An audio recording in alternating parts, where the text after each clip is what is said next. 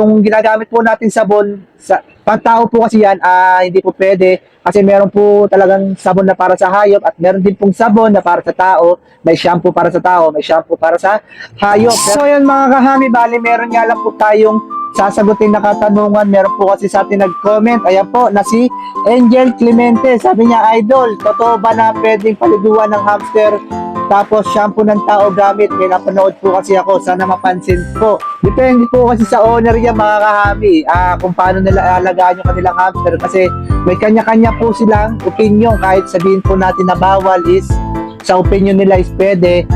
Depende talaga sa owner. Pero para sa akin is, bawal po talaga silang liguan gamit ang tubig. Dahil ang mga hamster po is, meron po silang self-cleaning sa katawan nila. Ayan po yung binabasa po nila yung kamay, tapos pinapahid nila sa buong katawan nila. Ayan, gaya po na ito nasa video.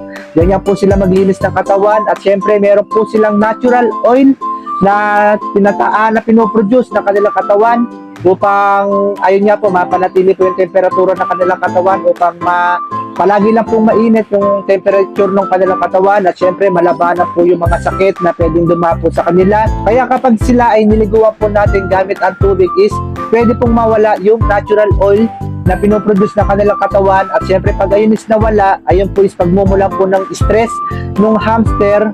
Syempre pag na-stress po ang hamster, syempre dyan napapasok po yung kanilang mga sakit. Ayan po, pwede rin silang dapuan ng sipon, pneumonia, at syempre yung ginagamit po natin sabon, sa pantao po kasi yan, hindi po pwede. Kasi meron po talagang sabon na para sa hayop at meron din pong sabon na para sa tao.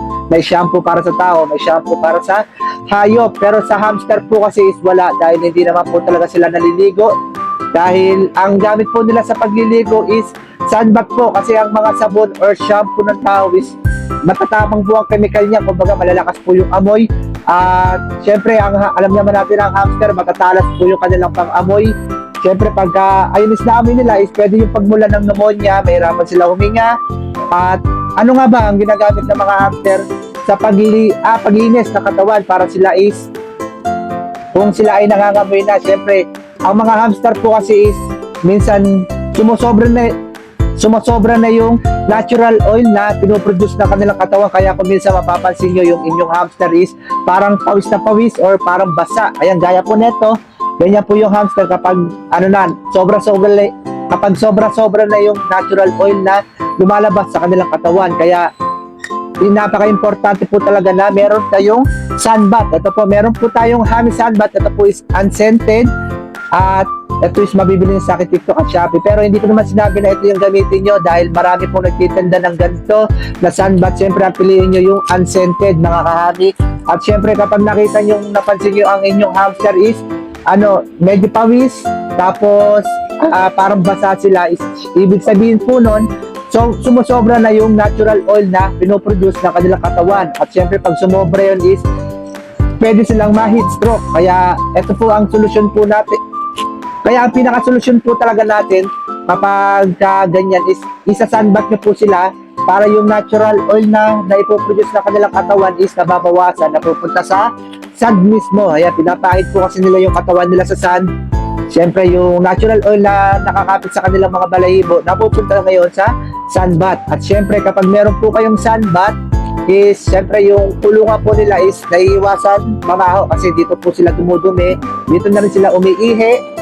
Kumbaga yung makakatipid kayo sa kusot, kasi sa kusot kumbaga hindi na sila doon iihi, hindi na sila dudumi, dito na sa sunbath at dito na rin sila maglilinis ng kanilang katawan. So ayan mga kahami, bali ganun nga lang po. At syempre isa rin sa mga technique ko na inaano is naglalagay po ako ng mangkok na may yelo. Ayan, ito po natunaw na po kasi yung yelo. Ayan po yung nilalagay natin mga kahami, natunaw na. Syempre pag hapon aalisin ko na to kasi baka mabasa pa sila.